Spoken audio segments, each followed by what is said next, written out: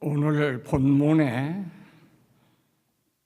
1절에 보면 천국은 마치 품꾼을 얻어 포도원에 들어보내려고 이른 아침에 나간 집주인과 같다, 그렇게 말씀하고 있습니다.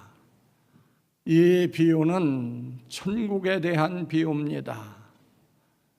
이 비유를 통하여 천국의 단면을 우리에게 말씀해 주는데, 이 비유에 등장하는 세 부류의 인물이 있습니다.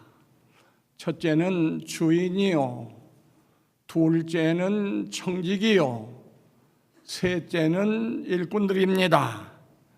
특별히 주인과 일꾼들 사이에서 되어진 일을 강조하고 있는데, 주경학자들은 여기 주인은 성부 하나님, 청지기는 성자 예수님, 그리고 일꾼들은 오고 오는 세대, 부름받은 모든 성도들을 가르친다. 이것이 학자들의 대체적인 의견입니다. 저는 이 시간 천국의 원리라는 주제하에 본문을 잠시 생각해 보려고 합니다. 첫째, 이 비유가 말하는 것은 주인의 주권에 대해서 강조하고 있습니다.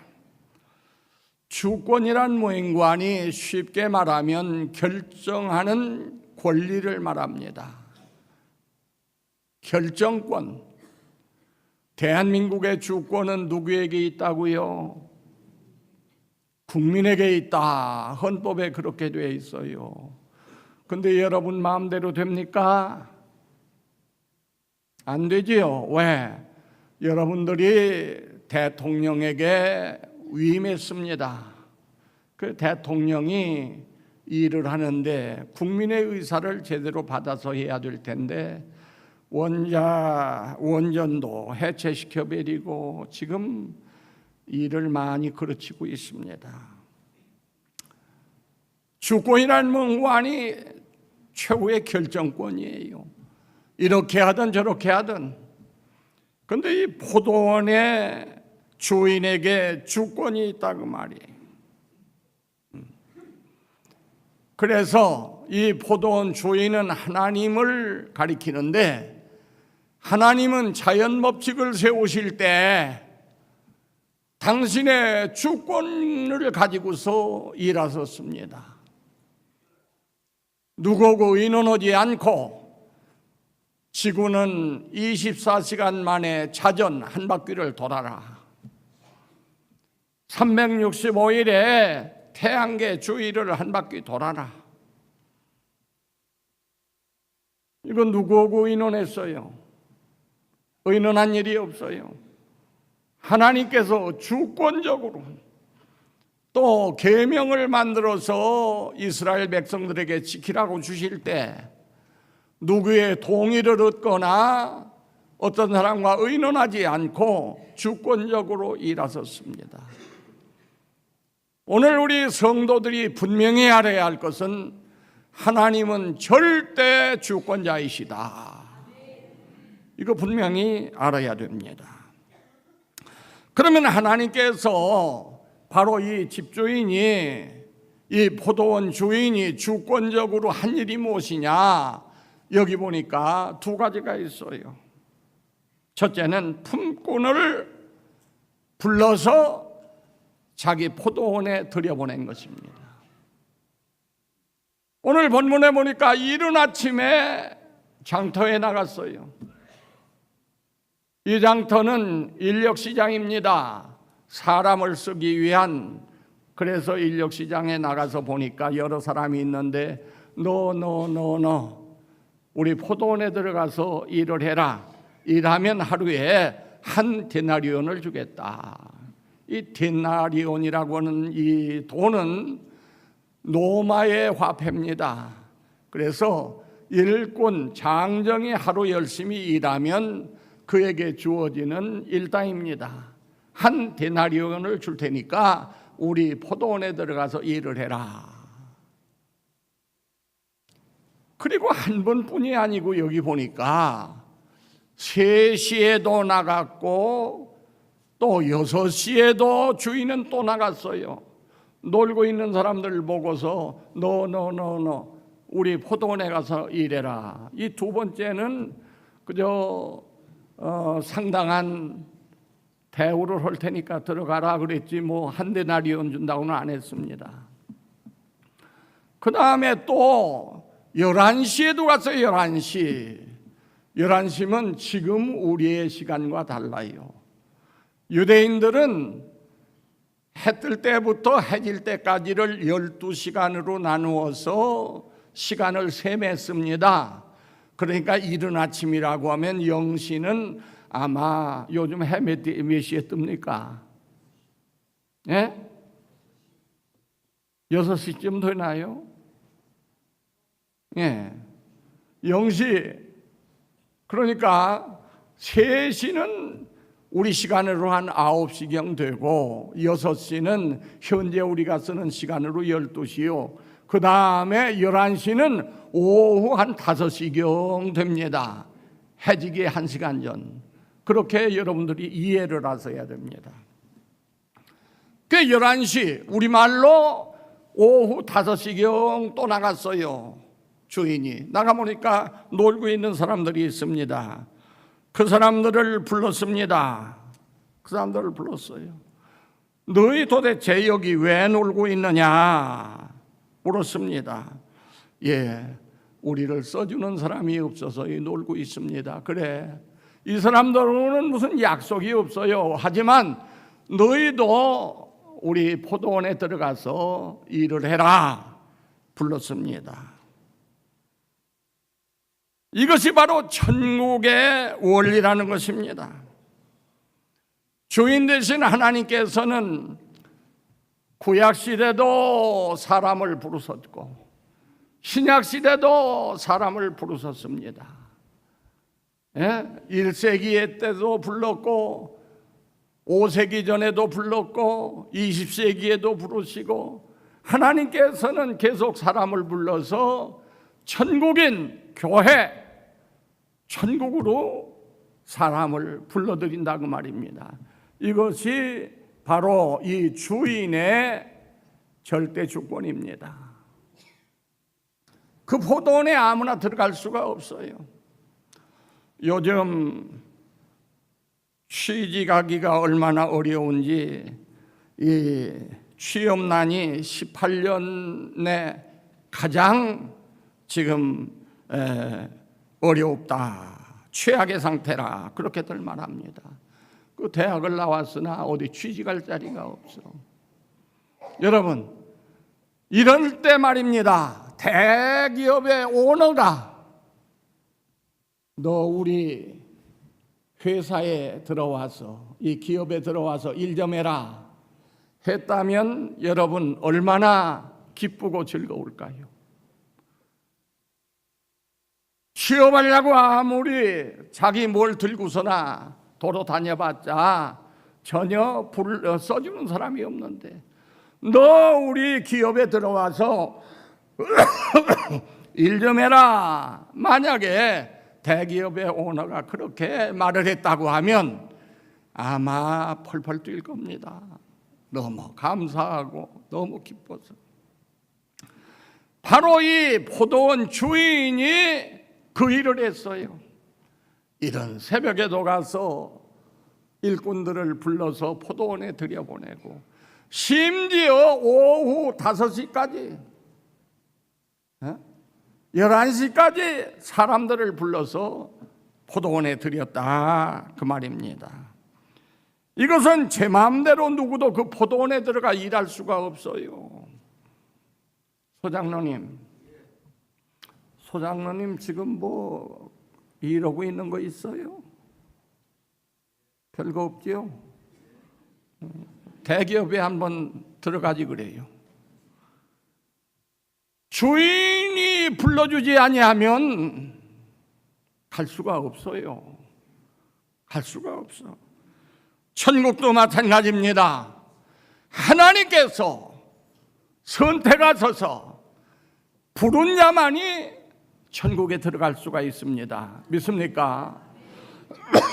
그래서 요한복음 6장 44절에 예수님 말씀하시기를 나를 보내신 아버지께서 이끌지 아니하시면 아무도 내게 올 수 없느니라. 청함을 받지 않고는 들어갈 수 없는 곳이 천국입니다. 천국이에요. 그러면 여러분들을 하나님께서 불러주셨다는 것은 얼마나 고맙고 얼마나 감사한 일입니까? 이걸 깨달아야 돼요. 그러면 주인은 두 번째 어떤 일을 했느냐? 여기 보니까 부를 뿐만 아니라 초청할 뿐만 아니라 일을 하도록 일감을 주었어요. 주인이 품꾼을 포도원으로 불러들인 까닭은 포도나무 그늘 밑에 앉아서 잠이나 자고 포도 따먹으라고 그래서 불러들인 게 아니에요. 주인은 일을 시키기 위해서 불러들인 것입니다. 예수님께서 우리 죄를 대신하여 십자가에 달려 죽으시고 우리를 건져서 천국으로 인도하시는 까닭이 무엇입니까? 일을 하게 하기 위해서 불러주신 거예요. 그래서 디도서 2장 14절에 보면 그가 우리를 대신하여 자신을 주심은 모든 불법에서 우리를 속량하시고 우리를 깨끗하게 하사 선한 일을 열심히 하는 자기 백성이 되게 하려 하심이라. 부름받고 교회에 들어온 우리 성도들, 무엇 때문에 주님이 날 대신해서 십자가에 달려 죽으시고 나를 구원하사 포도원 이 교회에 불러주셨는가를 우리가 분명히 알아야 됩니다. 일하라고 우리를 불러주셨다는 말이에요. 예수님은 말씀하십니다. 제자들에게 추수할 것은 많되 일꾼이 적으니 그러므로 추수하는 주인에게 청하여 추수할 일꾼들을 보내어 주소서 하라. 마태복음 9장 37절 이하에 있는 말씀이에요. 추수할 것은 많은데 일꾼이 부족해. 그렇기 때문에 주인에게 청하여 추수할 일꾼을 보내달라고 하라. 교회는 할 일이 많습니다. 포도원과 같아요. 할 일이 많아요. 오늘 우리들 이 교회에 하나님께서 불러주신 것은 일하라고 불러주신 거예요. 전도도 해야 되고 교육도 해야 되고 봉사활동도 해야 되고 교회가 할 일이 많아요.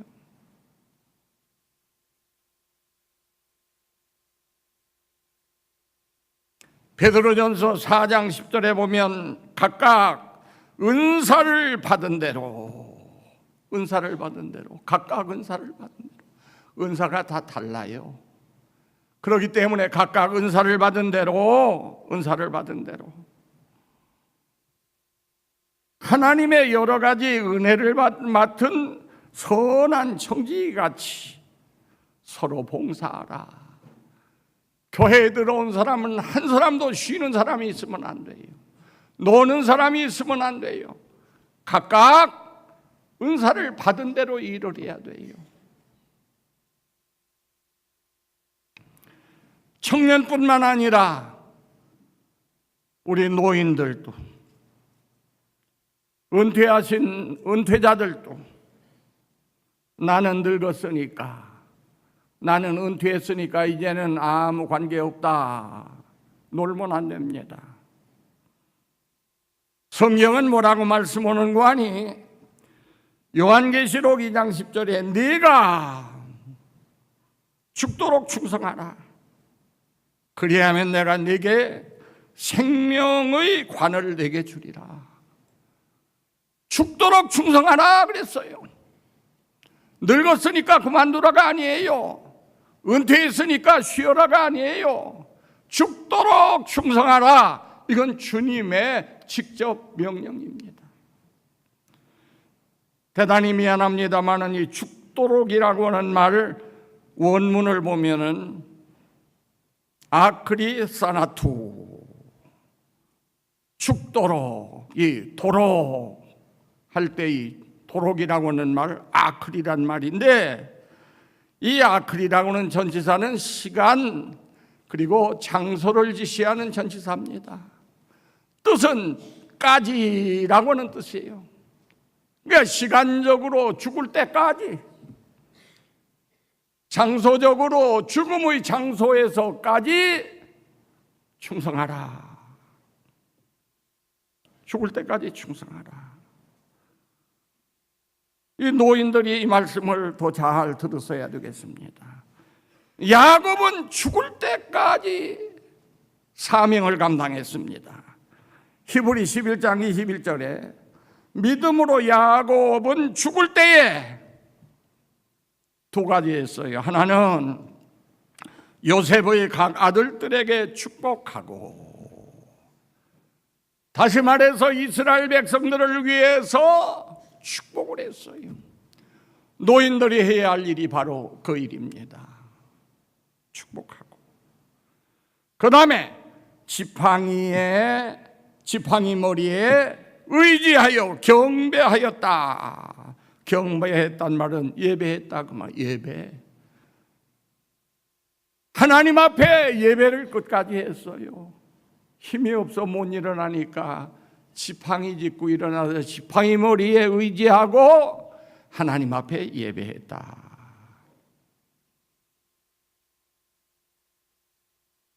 뿐만 아니라 사도행전 7장 1절로 60절에 보면 스데반 집사 죽음의 현장에서까지 예수님을 증거하고 장렬하게 순교를 했습니다. 죽도록이에요. 죽도록. 하나님께서 우리에게 요구하시는 것이 죽도록 충성하라. 죽는 시간까지, 죽음의 장소에서까지 충성해야 돼요. 저도 이제 죽도록 충성해야 되는데 어떻게 해야 할까? 저는 설교할 강단이 없어요. 왜? 총회가 정한 이 법에 의해서 은퇴했잖아요. 그렇다고 그냥 마냥 놀고 쉬기만 할 거냐? 그래서 이제 저도 공부를 시작했습니다. 물론 과거도 했지만. 김주원 목사님은 80인데 대학원에 갔어요. 금년에. 난 대학원에는 못 가고 집에서 공부합니다. 성경 과거에 목회하다가 보니까 진짜 시간이 없어요. 시간이 없어. 그래서 이제 시간이 남으니까 성경 공부를 혼자 해요. 혼자 하는데 성경 공부를 하니까 유익이 많습니다. 첫째는 내 경건 생활에도 유익이 되고, 또 이게 치매 예방에도 좋아요.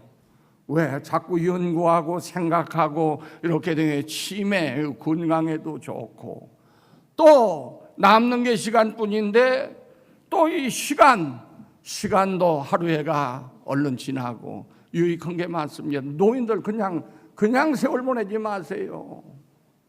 뭐라도 해야 돼요. 그래가지고서 내가 이거 연구한 것을 이제 또 후배들에게, 요새는 편해요. 여기다가 복사해서 보내려면 등기비 돈 많이 들지만 요새는 이거 스마트폰 가지고서나 그거 올려가지고서 보내면 1초면 미국이고 어디고 다 가요. 1초면. 그랬더니 후배들이 아이고 목사님 설교원한테 참 유용하게 그 참고합니다. 일본에 있는 그 윤 목사님은 목사님 내가 여기 좀 설교할 때 몇 군데 제가 해놓을 테니까 좀 한번 오세요. 뭐 거기는 못 가지만 그래도 시간을 그렇게 보내. 여러분 노인이라고 해서 뭐 시간 나갔다고 모든 거 포기하고 이렇게 하지 마세요. 죽도록 충성하라. 죽도록 해야 돼요. 자, 그 다음에 이 일꾼의 자세는 어떻게 해야 할까? 일꾼들 여기 보니까 일꾼들 첫째, 일꾼은 언제든지 주인을 믿는 신뢰가 있어야 돼. 신뢰와 감사, 기쁨으로 일해야 돼요. 교회에 와서 일하는 분들이 하나님을 믿음으로 기쁨과 그리고 감사함으로 일을 해야 된다고 말입니다. 여러분 11시에 포도원에 들어간 그 사람들을 한번 생각해 보세요. 주인으로부터 아무 약속도 받은 게 없습니다. 성경 본문 읽어봐요. 그 전까지는 상당히 줄이라 했고 처음에 부름받은 사람은 하루 품삯 4개 줄이라 했지만 이 마지막 부름받은 사람은 이거 뭐 약속도 없어요. 다만 자기 같은 사람을 일꾼으로 불러준 것만 해도 너무 감사해. 너무 감사해요. 그 아무것도 기대하는 게 없어요, 이 사람은. 그래서 불러준 것만 해도 감사하다. 그래서 감사와 기쁨으로 주인을 의지하고 들어가서 일을 하게 된 것입니다. 주인의 처분만 말하는 거예요. 하나님은 그런 자세, 그런 마음으로 일하는 것을 기뻐하십니다. 믿습니까? 하나님을 신뢰하고 감사와 기쁨으로 일하는 걸 좋아하신다는 거예요. 이사야 1장 19절로 20절에 보면 너희가 즐겨 그래요. 즐겨 순종하면, 즐겨라고 하는 말은 히브리 말의 아바라고 하는 말인데 이 말은 자발적으로 자진해서 그런 뜻이에요. 목사님이 강조하니까 그게 아니고 아바 자발적으로 자진해서 즐겨 순종하면 땅의 아름다운 소산을 먹을 것이요 너희가 거절하여 배반하면 칼에 삼키우리라. 칼이 너희 먹어버린다. 그 즐거움으로 하는 것을 하나님은 기뻐하십니다. 고린도후서 9장 7절에 보면 각각 그 마음에 정한 대로 할 것이요 인색함으로나 억지로 하지 말지니라. 하나님은 즐겨 내는 자를 사랑하시느니라. 즐거움으로 하는 거예요. 즐거움으로. 기쁨으로 해야 돼요. 기쁨으로. 바울 사도는 골로새 1장 24절에서 이런 말씀을 합니다. 골로새 교회에 편지할 때 이런 말을 해요. 나는 이제 너희를 위하여 받는 괴로움을 기뻐하고, 너희를 위해서 받는 괴로움이란 골로새 교회를 위해서 받는 괴로움을 기뻐한다. 기쁨으로 일해야 돼요. 비록 괴롭고 어려워도 기쁨으로 교회를 위해서 일해야지. 우리가 마지못해서 하는 거 하나님 기뻐하시지 않습니다. 신앙생활의 기본은 신뢰와 감사와 기쁨입니다. 이걸 깨달아야 돼요. 그리고 신앙생활할 때 우리 이 일꾼들은 절대로 주의해야 할 것이 남과 나를 비교하지 말라는 겁니다. 남과 나를 비교하지 말라. 여기 보니까 날이 저물자 주인이 청지기에게 시켜서 일꾼들에게 품삯을 줍니다. 그런데 제가 생각하기에도 이해 안 되는 게 있어요. 얼른 생각할 때 이해 안 되는 게 있어. 그러면 품삯을 줘야 할 텐데 제일 늦게 들어온 사람부터 품삯을 주라는 거예요. 제일 늦게 들어온 사람. 그래 이제 주인의 뜻을 따라 청지기가 주는데 얼마를 주느냐? 여러분, 한 데나리온을 주었어요. 한 데나리온이면 장정 하루 품삯인데 1시간 일한 사람에게 한 데나리온을 주었다는 말이에요. 그래 여기 보면은 아침에 일찍 들어온 사람들이 빙그레 웃으면서 기대합니다. 저거 1시간 일했는데 한 데나리온이니까 내한테는 참 넉넉하게 아마 한 적어도 뭐 10시간은 저 사람보다 일 더 했는데 10배는 못 돼도 5배는 주겠지 했는데 그 사람에게도 한 데나리온을 줬어요. 그러다 폭동이 일어났어요. 원망불평하고 떼제비로 일어났습니다. 에이 목사님 어디 그런 얘기가 있어요? 아니요. 여기 보니까 여기 원망했다 하는 말이 헬라말 원문에 에공귀존이란 말인데 에공귀존이라고 하는 말은 이 말은 복수입니다. 3인칭 복수.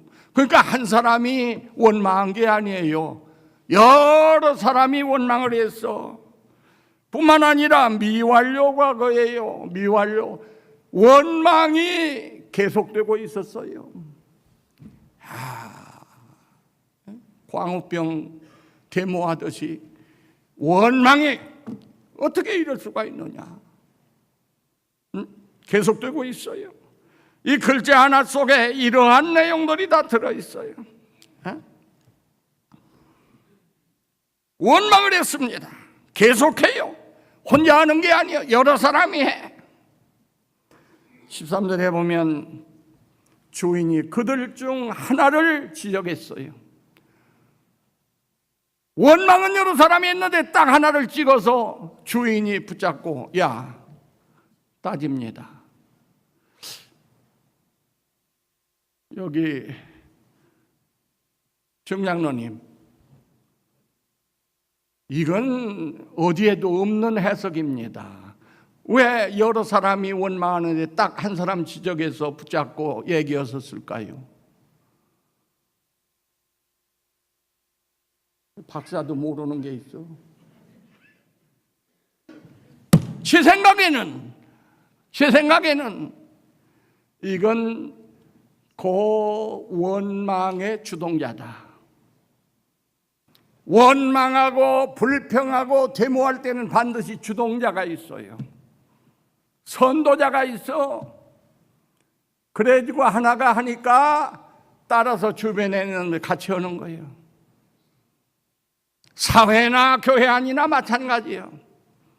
불만 불평하고 돌아가는 사람들이 여러 사람이 있으면 반드시 거기에는 선봉 쓴 사람이 있어요. 주동자. 밤에 시골 살 때 저 동네에서 개 한 마리가 짖으면 온 동네 개가 막 따라가지고서 같이 짖습니다. 불만 불평. 그럴 수가 있는가? 하나가 불평하니까 쭉 따라서 불평해. 그 주님께 그 주인은 딱 하나 지목했어요. 너 왜 한 사람일까? 그게 주동자라고 나는 생각을 해요. 왜? 경험에 의해서 그래. 내가 너하고 잘못한 게 뭐냐? 너하고 약속대로 신실하게 내가 지켰어. 노동력을 착취하는 악도급자처럼 나는 그렇게 않고 신실하게 너하고 약속한 대로 지켰는데 내 잘못이 뭐냐? 할 말이 있어요. 할 말이. 내거나 가지고 가거라. 14절에 내거나 가지고 가거라. 이 얘기는 무슨 말씀이요? 주인의 주권에 도전하지 말라. 엄중히 경고하고 절대로 그러면 안 된다는 겁니다. 내거나 가지고 가거라. 오늘 우리가 교회 생활을 하면서 이거 분명히 이 말씀을 명심해야 됩니다. 근데 그 원망이 어디서 나왔느냐? 비교하는 데서 나왔어요. 11시에 들어온 사람하고 나하고 비교를 하다가 보니까 결국 이런 결과가 오게 됐다고 말이에요. 신앙생활이라고 하는 것은 남과 비교하는 게 아닙니다. 주어진 달란트대로 일하는 거예요. 5달란트든 2달란트든 1달란트든 자기 사명에 충성하는 거예요. 5달란트 받은 사람을 시기할 것도 없고 1달란트 받은 사람을 무시할 것도 없고 내 받은 2달란트 그거 오직 거기에 전념하면 평가는 하나님이 하실 일입니다. 내가 할 일이 아니에요. 왜 김집사는 저러지? 왜 최장로는 저러지? 남과 자꾸 자기를 비교하면서 남을 이렇게 평가하면 안 된다고 말이에요. 왜? 사람이란 나타난 현상밖에 가려진 것을 볼 수 없는 존재입니다. 나타난 것만 보지 가려진 건 보지를 못해. 그래서 사실 다른 사람을 제대로 알 수가 없어요. 다른 사람은 고사하고 자기 자신마저도 제대로 알 수가 없어. 그 우리나라 속담에 겨 묻은 개가 이거 거꾸로 하네. 무엇 묻은 개가 겨 묻은 개를 나무랜다. 여러분, 제 실상을 모르는 거예요. 제 자신도 몰라. 그렇기 때문에 그런 속담이 나온 거예요. 그래서 소크라테스가 뭐라고 말했어요? 그노띠 세아우톤. 네 자신을 좀 알아라. 네 자신을 좀 알아라. 여러분 생각해 보세요. 자기 자신도 변변히 모르는 사람이 남을 자기와 비교해서 평가한다? 이건 어불성설, 말이 되지 않는 얘기예요. 그런데 이런 경우가 많이 있어요. 성경에도 보면 바리새인이 기도하는데 셀이 있는 데 있지 않고 다른 곳에서 가지고 손을 들고 기도해요. 나는 11조를 드리고 1회에 2번씩 금식하고 나는 뭘 하고 이랬어요. 그러나 그 세리는 얼굴도 들지 못하고 나는 죄인이로소이다. 나를 용서하소서. 예수님 뭐라고 하셨어요? 저 바리새인이 아니라 이 세리가 의롭다함을 얻고 갔느니라. 그 재문수를 모르는 거예요. 절대로 이 교회 안에서 남과 나를 비교해 가지고서 이렇다 저렇다 평가하지 마세요. 언제나 나를 자성하고 반성하고 혹시 겨묻은 개를 나무랜 뭐이 아니냐, 나 스스로를 늘 생각하면서 이렇게 살아야 돼요. 왜? 평가는 하실 분이 따로 있기 때문입니다. 바울 사도가 말씀합니다.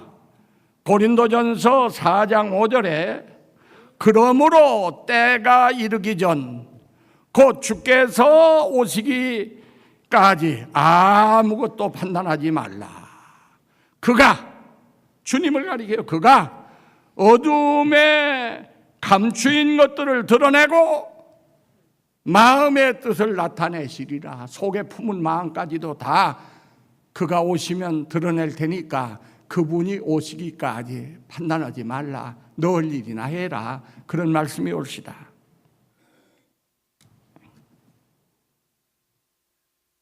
사람은 나타난 현상만 보지 가려진 거, 속에 있는 것은 보지 못해요. 그러나 하나님은 인간이 볼 수 없는 부분까지 꿰뚫어 다 보십니다. 그리고 평가하실 때에는 종합적으로 이걸 다 보시고 평가를 하신다는 말이에요. 포도원에 11시에 들어간 이 사람들 어떻게 일했을까요? 아까도 말씀드렸지만은 이 사람들은 기대하지 않아요. 뭘 기대할 게 있어요?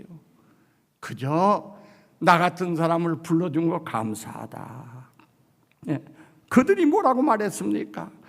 주인이 그들을 보고, 이 11시에 들어간 사람들을 보고 말합니다. 너 왜 여기 놀고 있느냐 물었더니 뭐라고 말해요?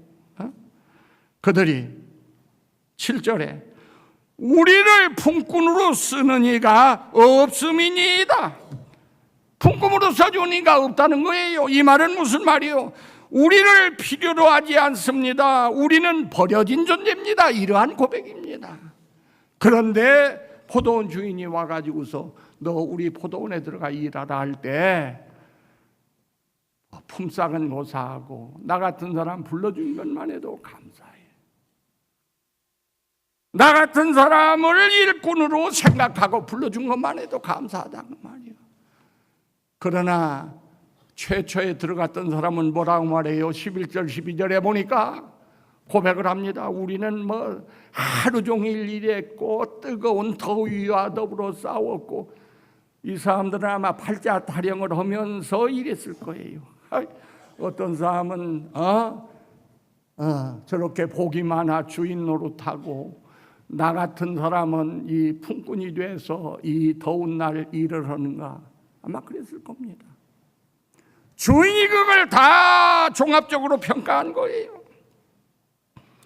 그래서 이 마음의 자세로 일한 사람에게 넉넉한 하나님께서는 그러한 복을 더해 준 것입니다. 결론을 맺겠습니다. 여러분, 하나님 앞에서는 시간이 문제가 아닙니다. 네? 어떤 마음과 어떤 자세로 일했느냐가 문제예요. 아침부터 왔느냐 11시에 왔느냐가 문제가 아니에요. 요즘 모태신앙이라고 자랑을 합니다. 우리는 뭐 5대째 믿는다고 그 족보 자랑을 합니다. 그러나 예수님은 그 짓 하지 말라고 했어요. 예수님은 뭐라고 말씀했어요? 마태복음 3장 9절에 속으로 아브라함이 우리 조상이라고 생각하지 말라. 내가 너에게 이르노니 하나님이 능히 이 돌들로도 아브라함의 자손이 되게 하시리라. 족보 타령하지 말아요. 연조 자랑하지 마요. 이제 뭐 직분 자랑하지 말아요. 주님이 나를 어떻게 보실까를 생각하면서 주님을 사랑하는 마음으로 감사와 기쁨으로 최선을 다해서 일하시기 바랍니다. 주님은 결론적으로 16절에 말씀하십니다. 이와 같이 나중된 자로서 먼저 되고 먼저 된 자로서 나중되리라. 이거 무슨 말씀이요? 나중되고 먼저 되고, 이 말은 머리 된 자가 꼬리가 되고 꼬리 된 자가 머리가 될 수가 있다는 겁니다. 교회 안에서는. 믿습니까? 그렇기 때문에 비록 11시 인생 말년에 예수님께 부름받아 포도원에 들어왔다 할지라도 주님께 대한 감사와 기쁨으로 최선을 다해 하면 5대째 집안에서 나온 신자 못지않게 더 큰 축복을 받을 수가 있습니다. 믿습니까? 이렇게 최선을 다해서 하나님 섬기고 큰 복을 받는 여러분 되기를 주의 이름으로 축원합니다. 기도하십시다. 은혜로우신 주님, 포도원의 주인과 일꾼 간의 관계를 잠시 설명을 했습니다. 성도들이 이 말씀을 깊이 이해하게 하시고 우리를 불러주신 하나님, 아무데도 쓸모없는 우리를 천국으로 인도하신 하나님, 그 은혜 감사 감격하여 죽도록 충성하는 우리 성도들 되게 하여 주옵소서. 예수님 거룩하신 이름으로 감사하며 기도드리옵나이다. 아멘.